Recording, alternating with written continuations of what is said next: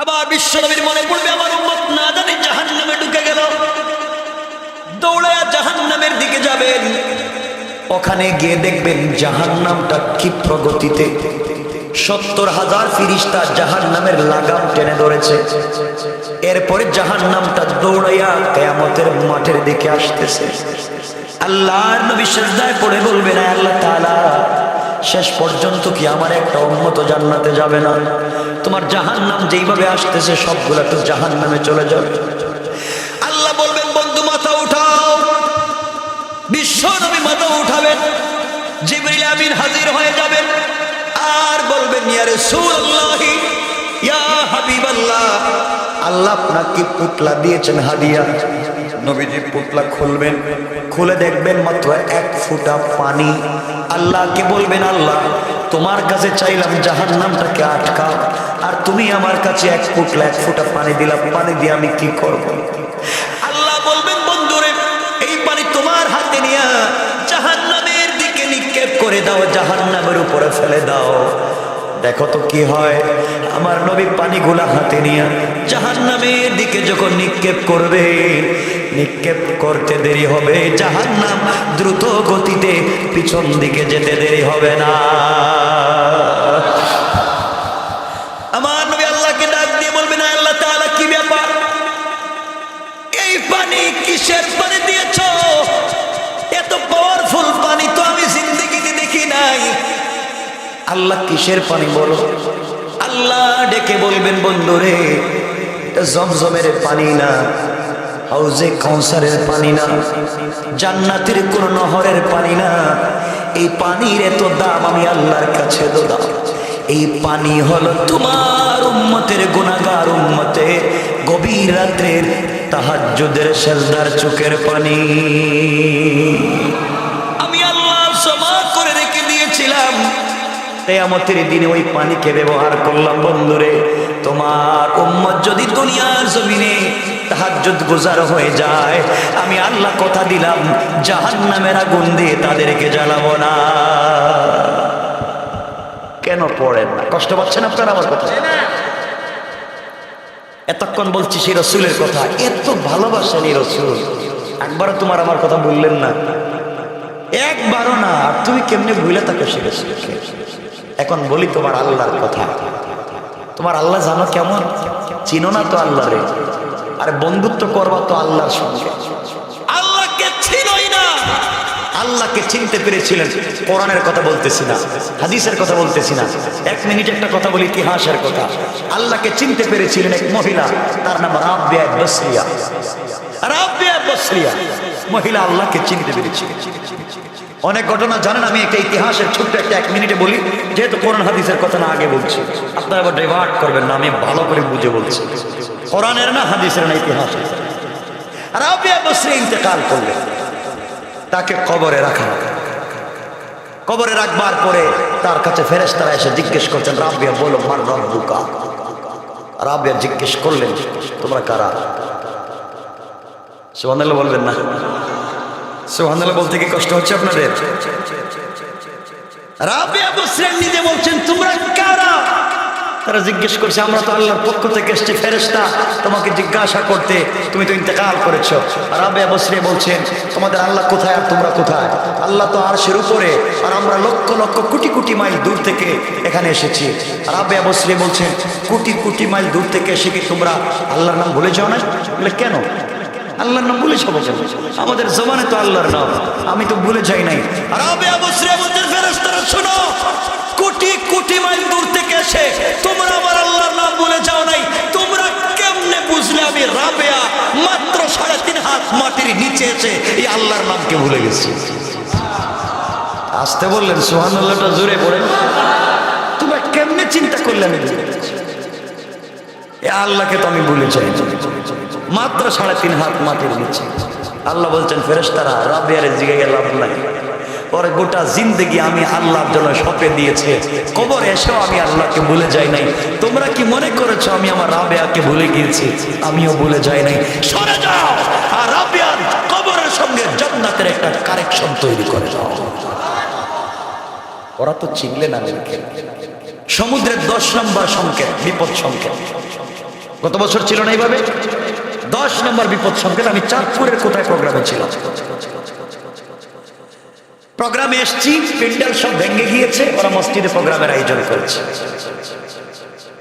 মসজিদে প্রোগ্রামের আয়োজন করেছে, মসজিদে প্রোগ্রাম করেছি, শীত ঝড় বৃষ্টি, রাত 2:30টায় ঢাকার উদ্দেশ্যে বের হয়েছে, বিদ্যুৎ নাই, রাস্তা গাছ বাস পড়ে সব ব্লক, একটা পাবলিক নাই, কিছু দেখাও যায় না, মানে এমন এক জায়গায় গিয়েছে এবং রাস্তাও ছিল, কোথায় আসছে এটা বলতে পারতেছি। আমরা 3 জন ছিলাম, ড্রাইভার, আমি আর আমার সাথী আরেকজন ছিলেন, উনি আজও আমার সাথে আছে। কিন্তু কোথায় যাব আমরা এত রাত্রে?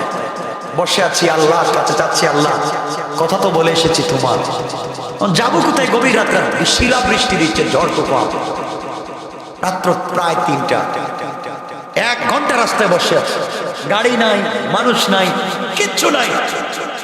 হঠাৎ করে দেখি আমাদের গ্লাসে এসে একটা লোক নক করতেছে, বৃষ্টির মধ্যে একটু ফাঁকা করে বললাম, ভাই কে আপনি, এত রাত্রে এখানে আসছেন? হুজুর আপনি কোথায় যাবেন?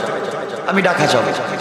যে এত রাত্রে এখানে যাবেন কোন দিকে? এইদিকে তো রাস্তা না, আপনি পিছনে গিয়ে ডান দিকে সোজা গেলেই আপনি দাউদকান্দি গিয়ে আপনি ঢাকা যেতে পারেন। এই যে গেলাম, 1 ঘন্টা লাগে নাই, ঢাকা পৌঁছে গিয়েছি, কিন্তু আজ অবধি জানি না এই রাত্রে 3টায় এই লোকটাকে, এখনো জানি নাই রাত 3টায় এই লোকটা ছিল কে। আল্লাহর উপর বিশ্বাস করে জিন্দেগি কামিয়াব, জিন্দেগি কামিয়াব। আল্লাহকে চিনেন, আল্লাহ বলছেন গোলাম তোর হেফাজত, তোর জিম্মাদার তো আমি আল্লাহ। কথায় কথা চলে আসে। এই বছরই আমরা এক জায়গায় প্রোগ্রামে গেলাম,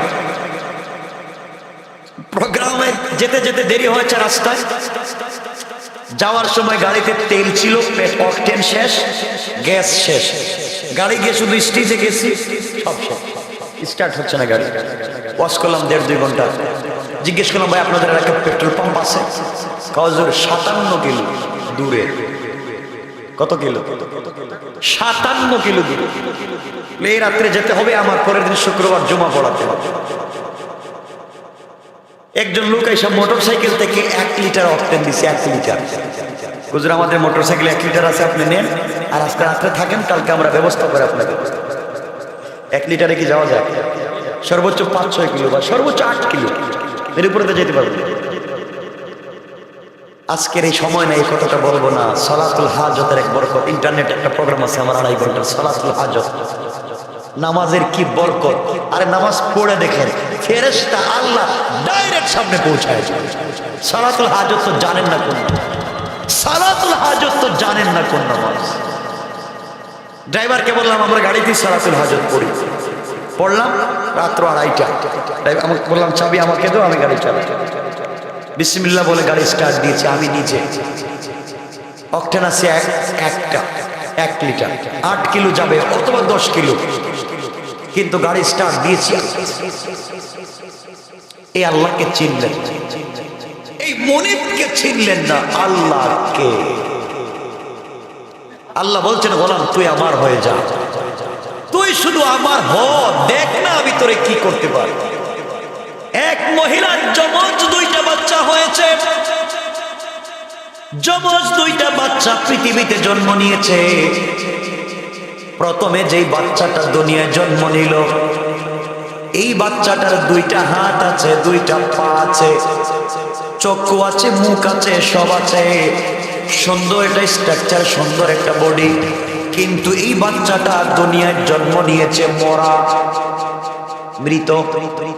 আপনারা বলেন যে বাচ্চাটার হাত আছে, পা আছে, সব আছে, সুন্দর একটা বাচ্চা দুনিয়ায় জন্ম নিয়েছে, কিন্তু জীবন নাই, রূহ নাই, হায়াত নাই। এই লোকটাকে কি আপনারা গোসল দিবেন? কথা বলেন। গোসলের প্রয়োজন নাই, জানাজার প্রয়োজন নাই, কারণ পৃথিবীর জমিনে সে 1 সেকেন্ডও বাঁচে নাই, ঠিক না? তার সব আছে, হাত আছে, পা আছে, সব আছে, 1 মিনিট পৃথিবীতে থাকে নাই, তার জিন্দেগির কোনো দাম নাই।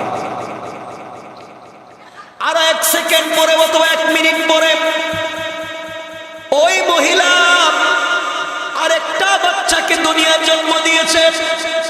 ওই বাচ্চাটার দুইটা হাত নাই, দুইটা পা নাই, দুইটা চোখ নাই, বিকলাঙ্গ একটা বাচ্চাকে 1 মিনিট পর ওই মা জন্ম দিল। কিন্তু পৃথিবীতে আসার পরে 1 সেকেন্ড কান্না করেছে অথবা 1 সেকেন্ড নড়াচড়া করেছে, এরপরে মরে গিয়েছে। আপনারা বলেন তো এই বাচ্চাটার গোসল লাগবে নি? কথা বলেন, জানাজা লাগবে নি? লাগবে কেন? হায়াতে জিন্দেগিতে সে 1 সেকেন্ড বেঁচে গেল। হায়াতে জিন্দেগিতে দুনিয়ার জমিনে 1 মিনিট বেঁচে গিয়েছে, তার কি দাম? ভালো করে শুনো, আজকে কি বুঝাতে চাই আমার বন্ধুগণ। দুনিয়ার জমিনে আপনারা বড় মানুষ মরে গেলে, বড় শিল্পপতি, বড় টাকাওয়ালা, এলাকার গণ্যমান্য ব্যক্তি, বড় আলেম মরে গেলে দুনিয়ার সব মানুষ জানাজায় হাজির হয়ে যায়, যায় কি যায় না? কিন্তু আপনি জানেন না কেন জানাজায় গিয়েছেন? একটা কাজ হয়েছে, যে মরেছে একজন মুসলমানের উপর আরেকজন মুসলমানের 5টা হক, এর মধ্যে একটা হলো তার জানাজায় হাজির হওয়া। এই কাজ হয়তো আপনি করেছেন, আর কিছুই না। আমরা যে ব্যক্তি মারা গেলেন, বড় আল্লাহর ওলি, বড় শিল্পপতি, এলাকার গণ্যমান্য ব্যক্তি অথবা প্রাপ্তবয়স্ক কোনো যুবক মারা গেল, আমরা জানাজায় যাই কি যাই না? কথা বলেন না কেন? গিয়া কি পড়েন? আপনার দোয়া পড়েন কিনা? দোয়া পড়েন, আল্লাহুম্মা গফির লি হাইয়িনা ওয়া মাইয়িতিনা ওয়া শাহিদিনা ওয়া গায়িবিনা, পড়েন কিনা? এই দোয়া কেন পড়েন আজ পর্যন্ত জানলেন না? আপনারা দোয়ার মধ্যে বলেন, আল্লাহ তাআলা তোমার এক গোলামকে হাত পা বেঁধে তোমার সামনে আমরা কিছু লোক নিয়ে হাজির হইছি, হাত পা বাঁধছি, সাদা কাফন দিয়ে পেঁচাইছি, আয় আল্লাহ এরপরে তোমার সামনে নিয়ে আমরা হাজির হইছি।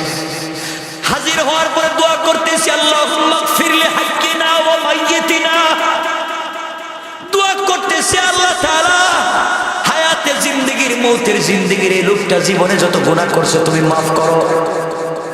আয় আল্লাহ তাআলা আমরা তার পক্ষ থেকে আপনার কাছে মাফ চাইলাম, লোকটাকে আপনারা মাফ করেন।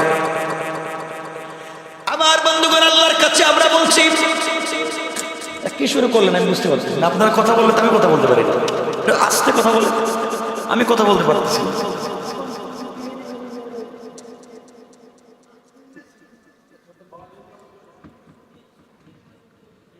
আমার বন্ধুগণ, আমরা সবাই ওই লোকটাকে হাত পা বেঁধে সাদা কাপড় দিয়ে পেঁচাইয়া জানাজার জন্য নিয়ে দোয়া করি, আল্লাহ যেই লোকটাকে নিয়ে আজকে তোমার সামনে মাঠে হাজির হইছি, কিছুক্ষণ পরে তাকে তোমার হাওয়ালা করব, কবরে রেখে দিব। আয় আল্লাহ তাআলা এই গোলামটাকে তুমি মাফ করে দাও, তার গুনাহ মাফ করে দাও। তা বলি কিনা? এখানে আমার লাভ কি? লাভ তো সব তার। যার জন্য দোয়া করলাম লাভ তো তার, যার জন্য দোয়া করলাম লাভ তো তার। সে মরছে, তার জন্য দোয়া করলাম, আমার লাভ কি?